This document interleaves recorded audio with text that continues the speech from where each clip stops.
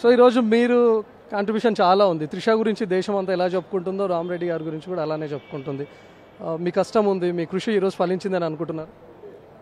అవును సార్, చాలా హ్యాపీగా ఉంది. ఆమె ఇండియా గెలవడం చాలా హ్యాపీగా ఉంది. ఆమె player of the tournament, player of the series అవ్వడం చాలా హ్యాపీగా ఉంది.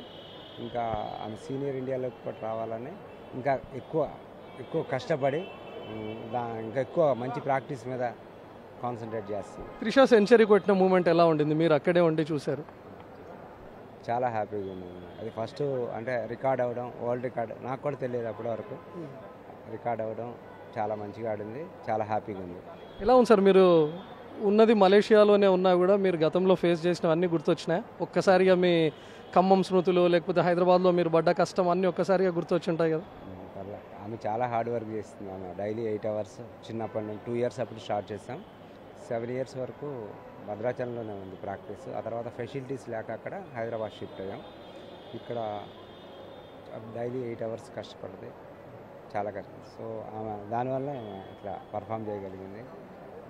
సీనియర్ టీంలోకి వెళ్ళాలని చెప్పి త్రిష డ్రీమ్. సో మీ డ్రీమ్ ఏముంది?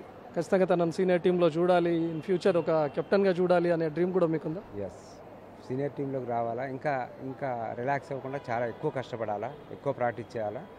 అది సీనియర్ టీంలోకి వచ్చే వరకు ఇంకా రిలాక్స్ అయ్యేది లేదు. Thank you. సో రెండోసారి కూడా వరల్డ్ కప్లో ఉంది త్రిష.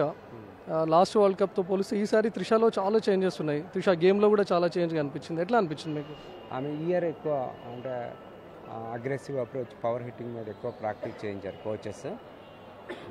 అది దానివల్ల ఈ రిజల్ట్ వచ్చింది.